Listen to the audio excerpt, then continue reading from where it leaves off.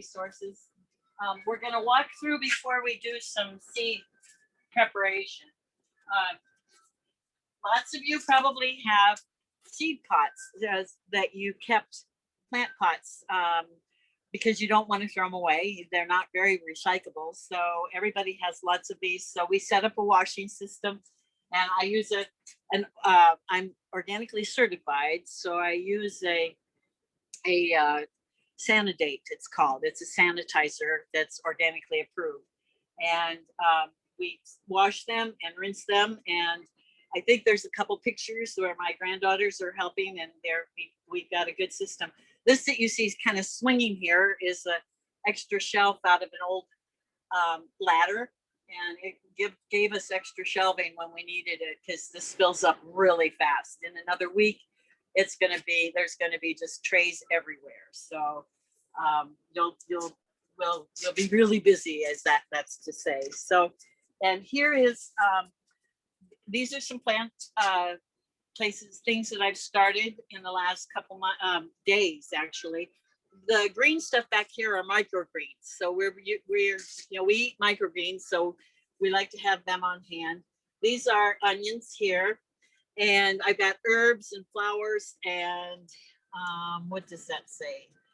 I can't read it, but alyssum. Oh, alyssum is a really good plant for attracting beneficials that will take care of some of your aphid problems if you have aphids. So I've got mint in here. And this table that it's on is our warming table. And underneath the sand, about 2 inches, is PEX tubing, plastic tubing that will go back and forth. The heat and water goes through it. We've got a thermostat here and a pump and you might want to look down there. Sure. Again. A pump and a barrel with water. So there's continuous cycling of water that goes through this, and we have to replenish the water, but it'll keep, there's a thermostat that says 83.8, and you'll learn as we go along that heat's really important for germination. And so this sand is 83.8 degrees. And another thing we use in my points and tips are oven thermometers, and it tells us what the temperature is. So in Johnny's especially, they have Johnny's catalog. They have a really good charts, germination charts at what is the optimum temperature needed to be able to germinate seeds. And so the sand table was not easy. It was good to build back here in this corner that receives the sun in the very first during the winter. And then over here, I have what we started out with years and years ago, are heating mats. So these are cabbage and Brussels sprouts, and you can see they're just popping through. They're just germinating. And the heat mat is here in the underneath, and there's a thermometer, a thermostat, and it controls the heat. So it has a little probe, so it knows what's going on in the flat. We call this a flat. And these are the brassicas that are long. So I've started seeds that take like 100 days or more. So that'll take us into July and August. So the ones that need to germinate, or need to be take the longest to grow are the first ones that I do. And then we've got lots of onions. The onions are just starting to pop through. I found out, and I knew this before, but this year for some reason it sticks with me, is that the red onions, these are Cabernet. We started them on 225, and they are slower than the white onions. These are leeks. Leeks are slower yet. And then this morning, I just started ginger. So in these 3 flats, I have ginger. You can see it. That looks like just regular ginger. And these take forever. They take forever and ever and ever to germinate. And constant temperature is really important for them. And I grow them in the high tunnel. So fresh ginger is just wonderful. And I've seen on YouTube and places where people just buy some ginger at the grocery store. We get this is certified organic. We get it from the oh, this guy in Hawaii, the bike guy, the Harley guy, I don't know, something like that. The dude, the bike dude, I think is what his name is. But and some of you may know about him. And then here's the onions that I started on 225, and they're almost fully germinated, and I'm getting a good germination. I think on the seed packets, you'll notice that will tell you how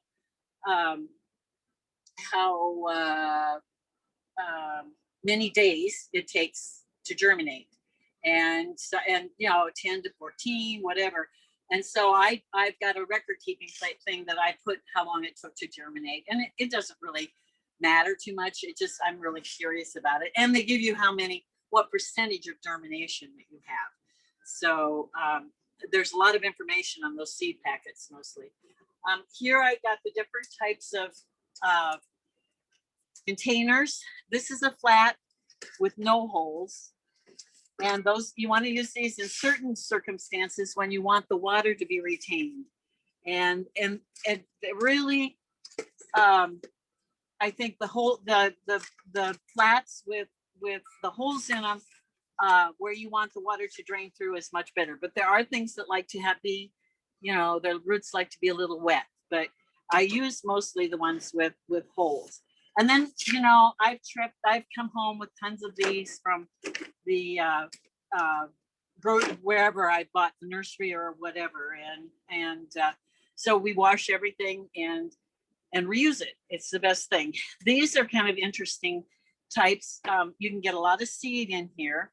You saw those trays over there filled with herbs, and it's for the longer growing types of seeds, and the ones that need a little bit more maintenance. So green peppers, a lot of people do green peppers in this, and herbs, and they're at Johnny's. You can find them. I'm sure you can find them on Amazon too, but Johnny's is such a good resource.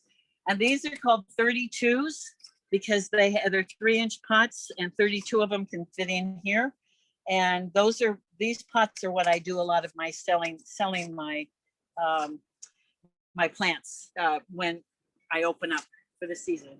These are 4-packs. You can buy 4-packs, so they come in sheets like this. And some seeds I'll put directly in these and not have to transplant.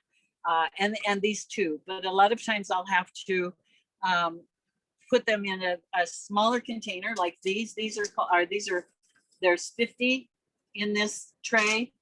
And so you can put individual seeds or a couple seeds in them. We haven't washed these yet.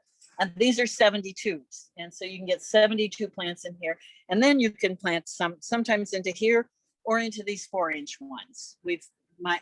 One of our granddaughters was out last weekend, the 5-year-old, and she really likes to fill pots. So this was the beginning of our spring session with Bella filling the pots. So, and then let's go, when we go out of the, outside with our stuff, I thought I'd throw these couple things in too. This is an earthway cedar. Many of you maybe have these. And Emily, if you can poke down in there. Sure. It has a hopper, and this hopper is so cool. Has seed. There's about 8 seed plates that come, and this is for onions and tomatoes. Yesterday I planted lettuce with this in the high tunnel. And so this piece of machinery, you can adjust the height of it. There's this trails behind to cover it up. And this is at least 45 years old. Larry and I have been married for 45 years. This is coming up. And we bought this. This is one of the first things we bought. So you can, this is really, I found out, I've gotten a couple of these off of Craigslist. They're pretty available if you look on Craigslist. And the newer ones, the plastic is, they're just not as well made. But I think probably will last a long time too. This is one of my favorite tools to plant in. And this I'll show you.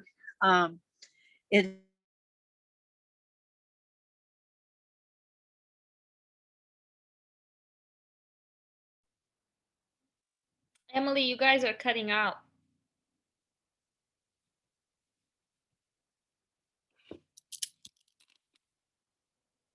Are you guys able to hear Denise?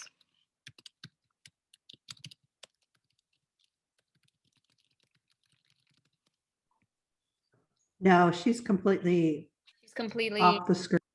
done. Okay, okay, so let me see here. Let me give her a quick call.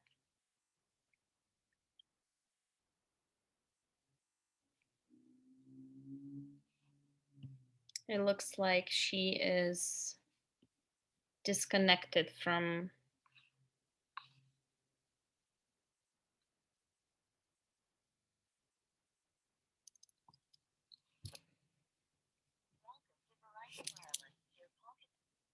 Well, hopefully she joins here back in. I imagine she would, but let's see. What I can do too is I can share my slides since I have the resources slides I was going to share anyway, so I'll go ahead and share them with you guys right now.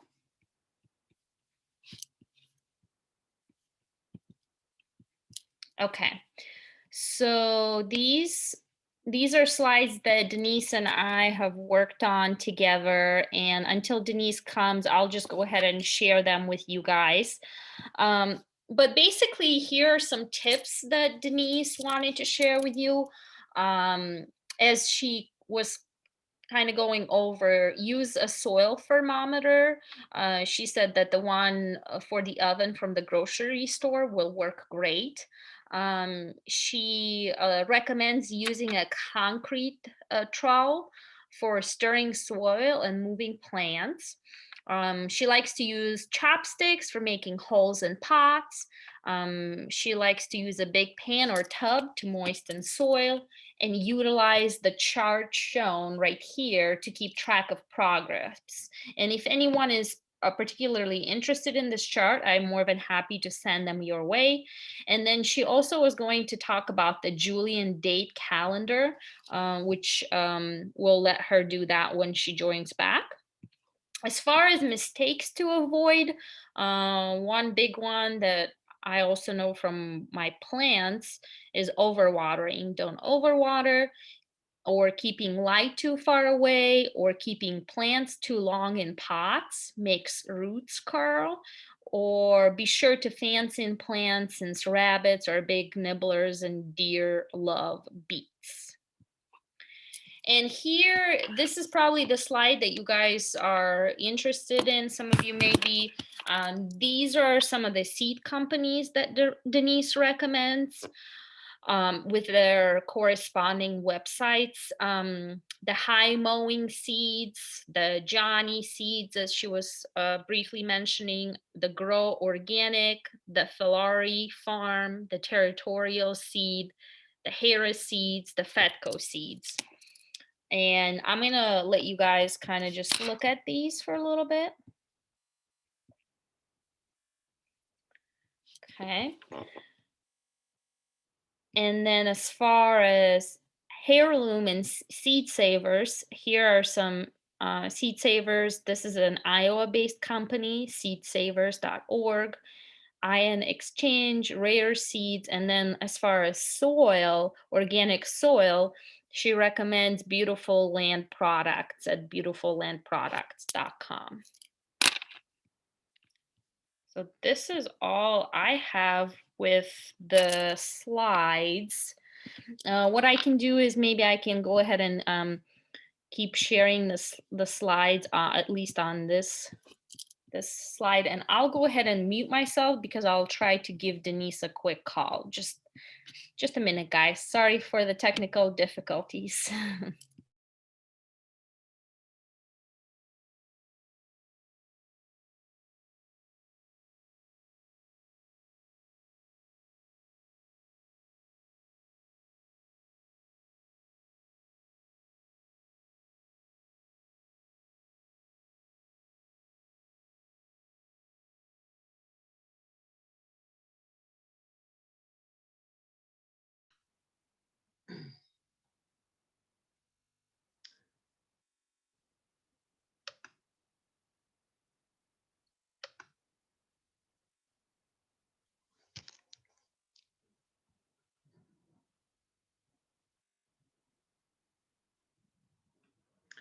This is Mary Ellen here. Just suggesting while we're waiting, maybe everybody put in the chat where you're from. And I'll just mention I'm in Wayne County, Iowa, and I did put in the chat that it is extremely windy down here. My phone service is struggling, so I suspect that's the problem with Denise's feed. The wind is immense, and it just keeps, I was talking to someone on the phone, it kept knocking me out. So I think now we've got Denise back, but go ahead and put where you're from in the chat.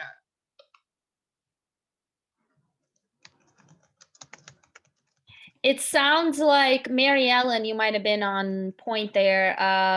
Denise's phone got too hot and it died on her. So Where did we finish? Now I don't know. You were over here showing the hoppers. Did I show you my earthway cedar and yes. then hopper? Yes. And Denise, just FYI, while you were gone, I shared the slides with everyone. Oh, yeah. Oh, you're so clever, Olga. That's so good. A backup thing. I have never ever had my phone say temperature's too hot. So that's interesting. But we were in the hotter part of the greenhouse. We've gone into the shade now. Yeah, so just FYI, you go ahead with your presentation, and since I already covered the slides, we can, if you want to touch on them, great, but we don't need to worry about them anymore. Okay, okay. Well, thank you all for being impatient or patient. And we're going to go back and look at the lettuce, the cedar, my favorite cedar. Okay.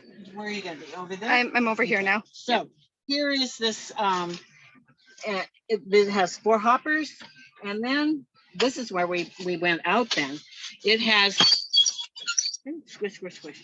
So it has all the different seed sizes. So you can have 4 different seed sizes in there. So the tiny, tiny ones, this one here is about like radish size. And then this one is about spinach size. So you can put things in the hoppers. You can put them in every other one.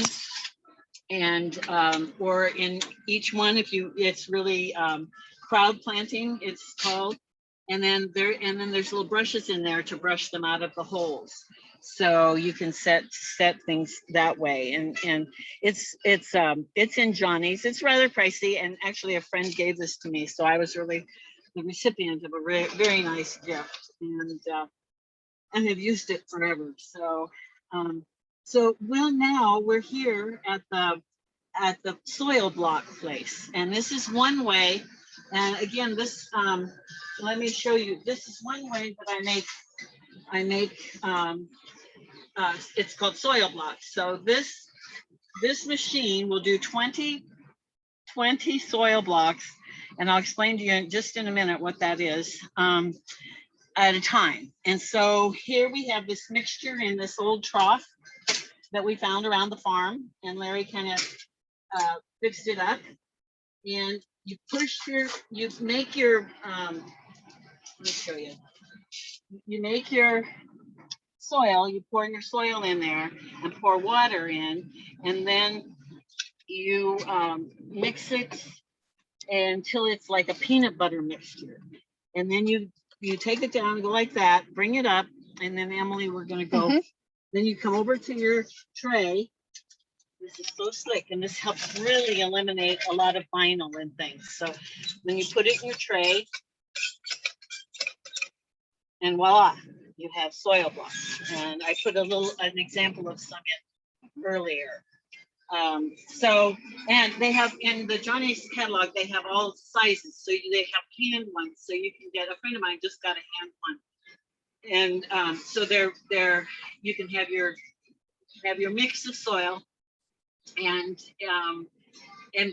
make the mixture up with water and press it with several different sizes. So what I really like about it is it eliminates a lot of the plastic and vinyl that you have to buy. Now there is a special soil for it, and you'll see it in Johnny's, but it's also, we have a company in Iowa called Beautiful Land Products. And this is on its label here. It says soil blocking mixture, and it's a C3.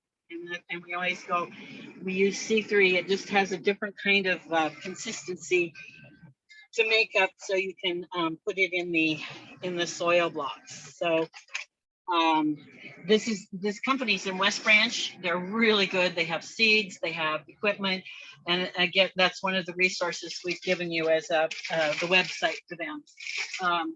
We got pallets. You can see under our, because I have a greenhouse business, we've got pallets and pallets. We got a couple pallets, I should say. We got bags and bags of soil. So, and then we'll just go back here, Emily, and I'll show a few things. I think I've covered all that. So what I do to do my soil is a good old wash tub that we found in the barn. So we really do a lot of repurposing in our farm from the greenhouse on. So I put the soil in here and I add a bit of water. And now this is the soil block is C3 and this is B10. And the 10 is for germination. And then I use a lot of 10 and a lot of B11. And that B11 is the next up when I transplant from B10 into B11. And so I just mix it in here. And this is organically certified. He has an organic and non-organic line. And in West Branch, I've gone there to get it and save shipping. We just ordered several pallets. Friends of ours in this part of the state got together and bought several pallets, and so had it shipped here. So it was, as long as you have a front end loader with forks on it or a forklift, you're all right. It was real interesting because we have a front end loader with forks on it that we can take off and on, but it was really heavy and the truck was really high. It wasn't a short truck. So along with that, what I got from Beautiful Land was they sell Cosmos, and that's COWSMOS compost, and it's organically certified compost that comes from Wisconsin. And many of you probably heard about it, but Cosmos is what it's called. And so I got 10 in here. So I'm going to fill some of these. I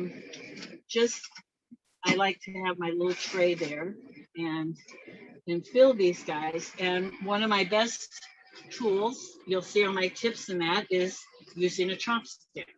So I love having this around because it kind of puts it in there. So the one thing you want to avoid in making places for seeds to grow is you want to pack it down in the beginning, but then kind of fill it in. And if you pack it, if you do that and then put your hole and put your seed in, this is all compacted and the water will run off. So you have to make sure that it's well aerated. So this is one thing I've learned. And you'll notice when you do some plants that some will dry off on top later. So they're a little bit more compacted. So it's good to get that aerated so that the soil will go down and go through there. And this is what I use. And I have the fortunate, I was fortunate years ago when my kids were growing up, I got to work in a greenhouse in Atlantic, and I loved it. I hardly got paid. I traded all my work for flowers and seeds. But a lot of these little tricks I learned from David, who is now no longer with us, and the greenhouse is no longer there. But I've learned some tricks from him, and this is it. So the other thing, so I do these, and then I've got a lot of, you can stay there, Emily, I think. I've got a lot of,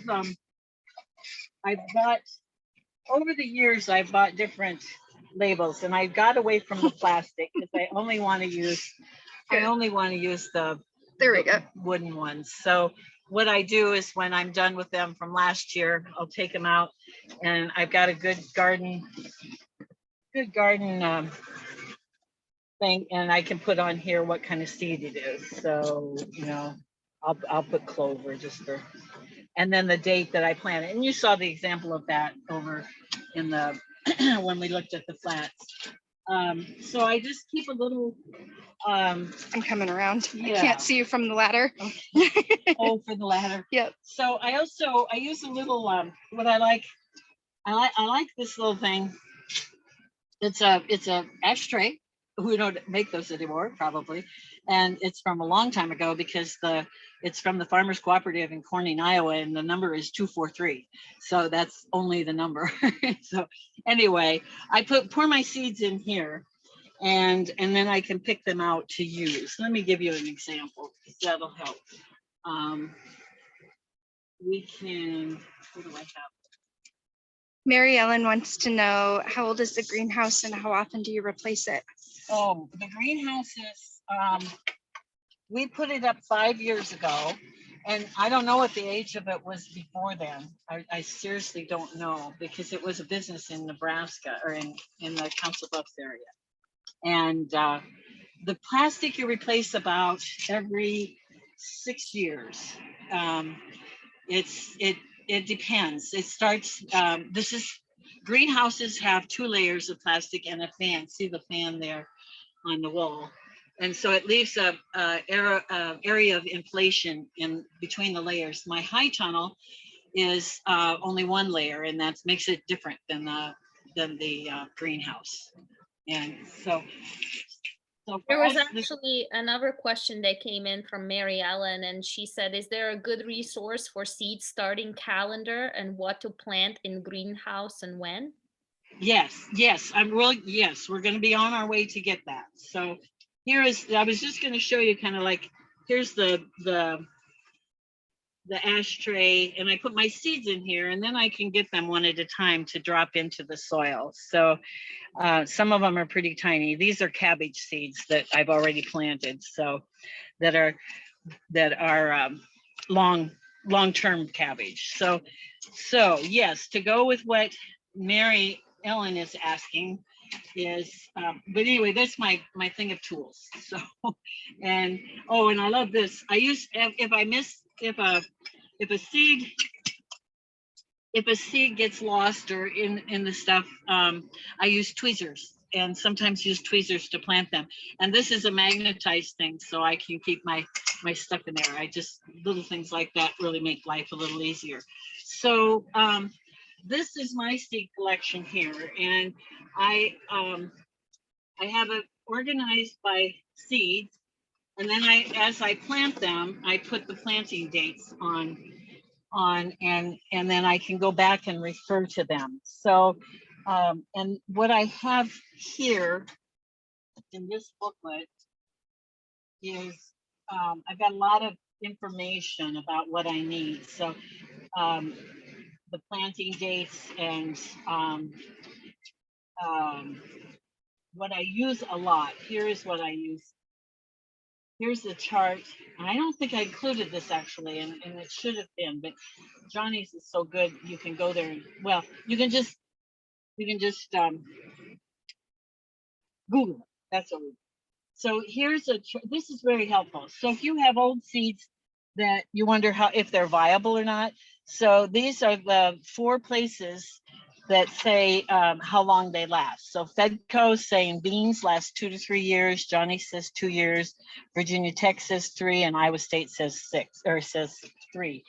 And the only I found over and over and over again, the only seed that doesn't go to the next year are onion seeds. So if you've got some old onion seeds, you might as well, I mean, you can play with it and see if they'll germinate, but most things like this say 1 year, they collectively say this. Like melon seeds last 5 to 10 years. It's tomato seeds 5 to 10 years. So so some of these seeds aren't that old, and I went through some seeds and did some throwing away not long ago. So Mary Ellen's question was about when to plant and how long they and yeah, she was asking about like what's a good resource that would tell someone when to start seeding, and yeah, what to plant when.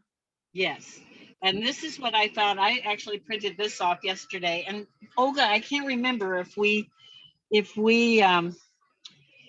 this, or if I gave you this as a resource or not, but this is really good. So it says, here's the crop name, the week indoors before transplanting, transplant date, sow from the indoors or transplant. So arugula, you can direct sow arugula, and you can do it 4 weeks before the frost date. So you need to know the frost date and the last freeze date, and they're about a month apart from each other. And our frost date here at this farm is May 10th, 9th and 10th. So, and I think we've been talking, different people that I know, we've been talking about how it seems like that frost date is changing, and it could be with climate change. So it's all these things are really good to keep records about, so you can refer to them next time. And So where is this resource coming from, Denise? What website is this from?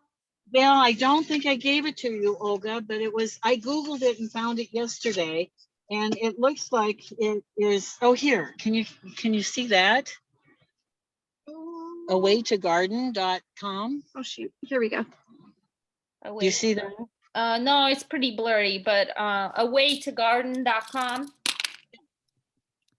awaytogarden.com, and then it's when to start seeds calculator. So you can, and Johnny's has a seed calculator, and I think all of the seed catalogs that I've got, there's really good ways to figure out these things, and you don't have to think about it yourself. Now, the other thing I use is when I plant things, this is really now way used a lot, and I just copied some up, and you can get a template of this. So a perpetual calendar. So on the first day of the year is January 1st. The last day of the year is January 31st. So in between here, so, okay, so yesterday was March 7th, and I planted, there's March 7th. So we're at the 97th day of the year. And I planted, what's it over here, Emily? I planted tall white alyssum, and it says 50 to 60 days on this, right on the thing here. And so I add 50 and 95, 97 is 147. So then I can go over, I can find where 147 is. Where is it? Down here. 147 is the 27th day of May. So in that general time, the alyssum should be not just coming up, it'll germinate before that, but probably be in flower, I'd say, or close to. And is that the Julian calendar that you refer to, Denise? Yes. That yes. is okay, because what I can do too is I can share it with folks so that they can see it too. Yeah. It just takes all the days. So yeah, in June 5th, 100 is 152nd day of the year. Mm-hmm. And if I planted alyssum on that day, it would be 150 plus 50 be 202 days. And it would be coming up around the 21st of July. So it's just a really nice way. And I sometimes I notate that so that I know to look and see if that's indeed what's happening. So I keep a pretty good record of things that I do, and I do that by here. And Olga has this too. So this is my monthly labor tracker, and I don't do it so much. I like what it has here. So on February 22nd, I planted Cortland onions, and what I planted them in a 50 seed tray, 3 seeds to a cell. And then I put here, I don't necessarily use these, I use them for other notes than time to the 15 minutes and that. So I wrote down, I noted that they started germinating on 3/1, which took 8 days. So that's just, it's information that's not going to impact what grows. And in fact, on the paid labor, so Molly and Lucy worked for me on Sundays. So we're keeping, and those are my daughter-in-law here, Emily's kids. And so they're working for me. They come out and wash and help plant and fill the pots and things. So it's a good way to spend some time together. That's pretty valuable time, very valuable time. So this monthly labor tracker, and then you can go when it's time to plant them, like the transplanting column. I'll probably take the lettuce and take it out to the high tunnel, and then I can make that date there. So again, it's one of the things that being organically certified that I've really appreciated is that it's we have to keep records, really good records. And I, prior to being certified, was not a good record keeper. So this has really disciplined me.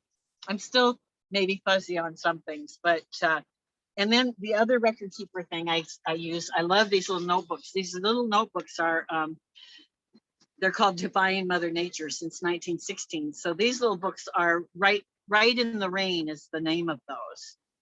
And they have pens that are also, you can write in the rain. I always lose them, so, and they're pretty pricey. So I just use a regular pen. But what I use these for is to keep track. So today I came into the greenhouse.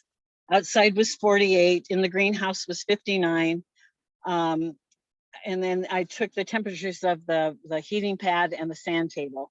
And then I said I planted ginger in 3 flats, and I've also put ginger here. So some of it's repetitive, but like yesterday, I have here that I planted at 6:30 what the temperature was in the greenhouse and what was outside. And then I planted yesterday in the high tunnel. I planted the bed 3.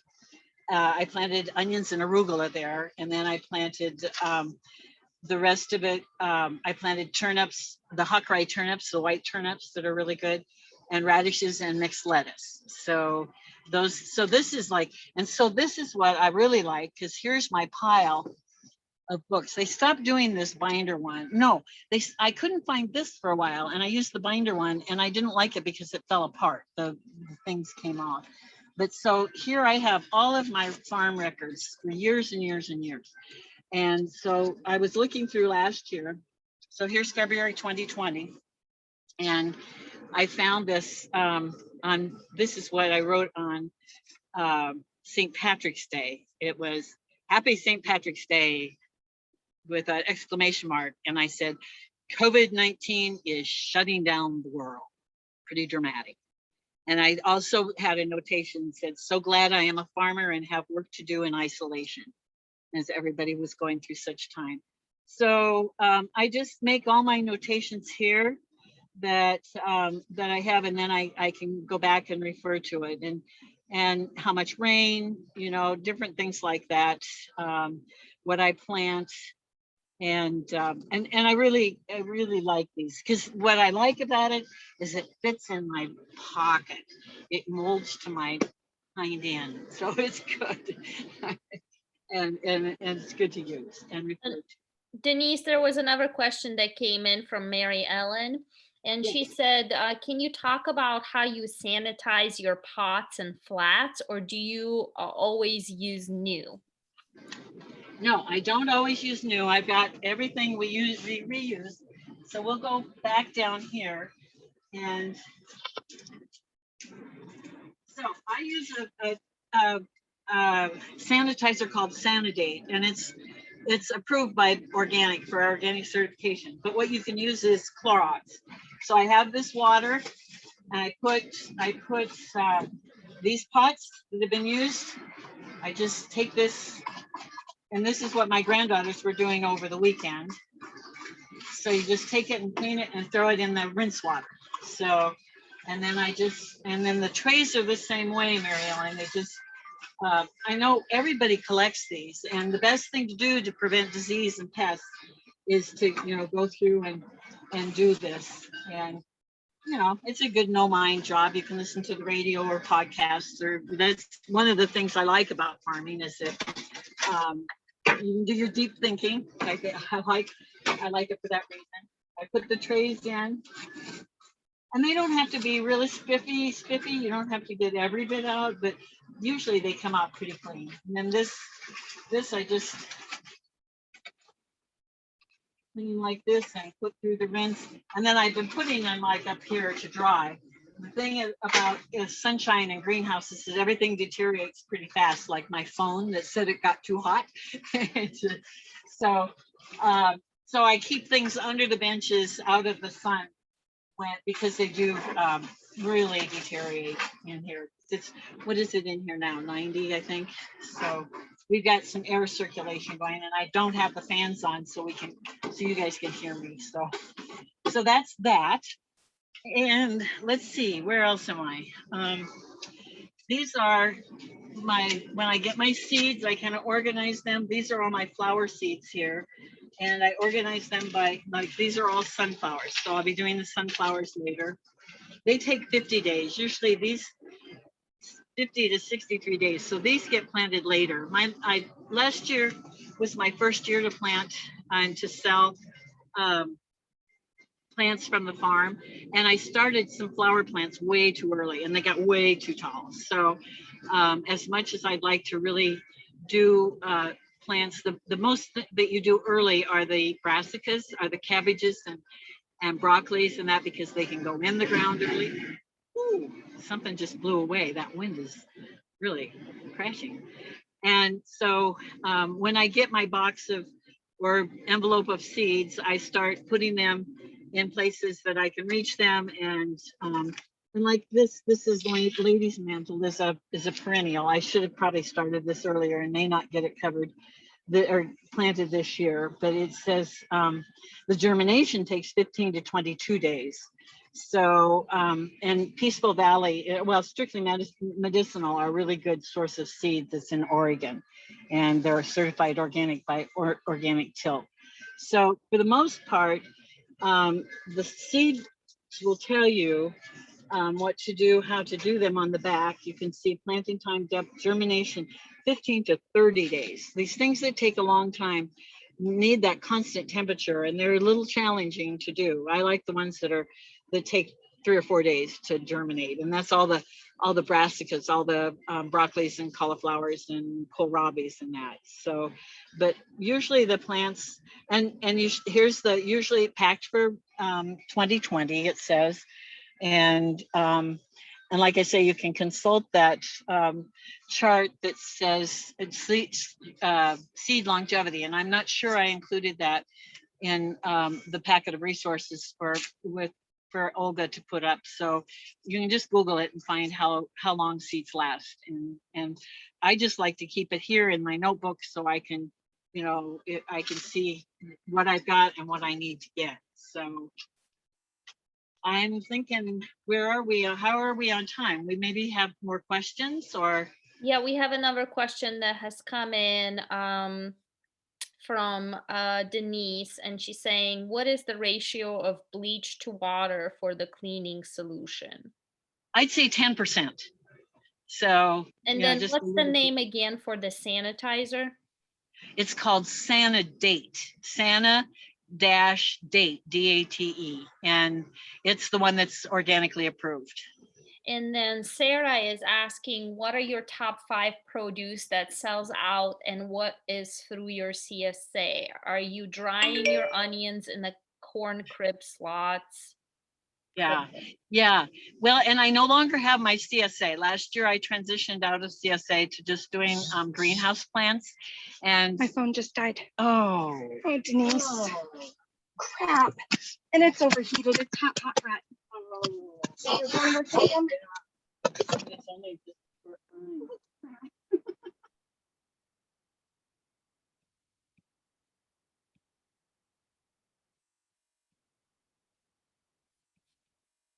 Okay. Are you there? Yep. My phone's trying to die now.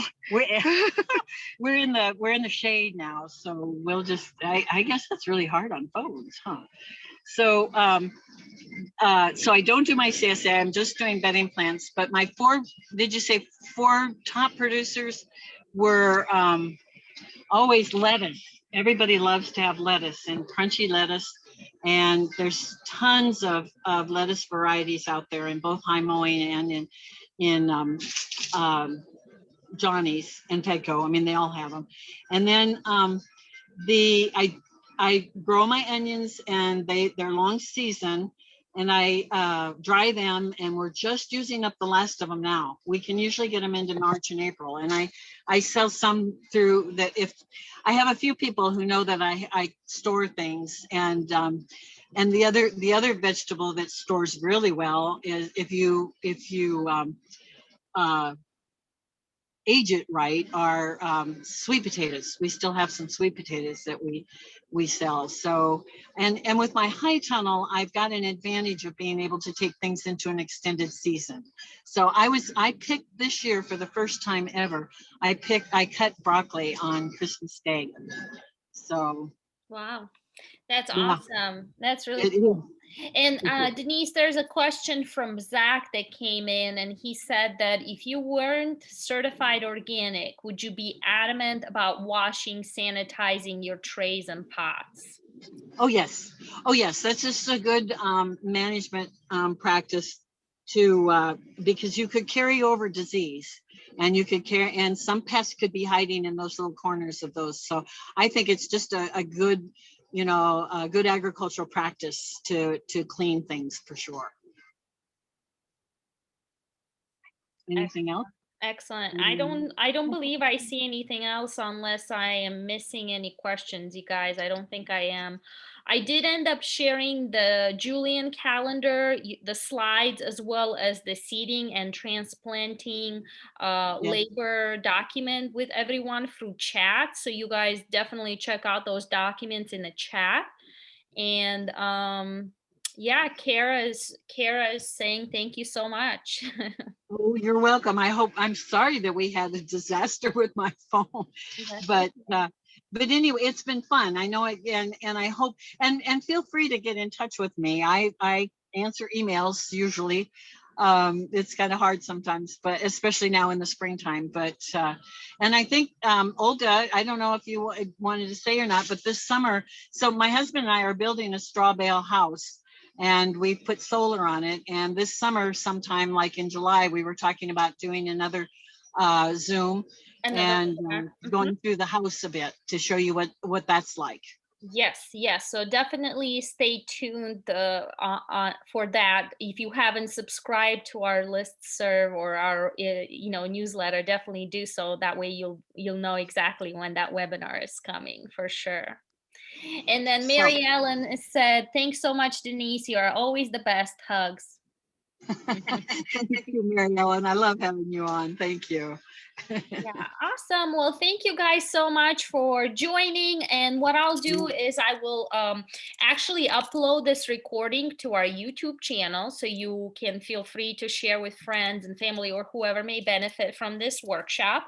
As well, I will be sending a quick survey to everyone that attended to just get your feedback. We do need to send these out for grant purposes. So if you could please fill the survey out, that would be greatly appreciated. It gives us the opportunity to know how to best serve you in the future as well. So thank you everyone for joining today, and I hope this was a great resource. Definitely let us know whatever content you want to see from us moving forward.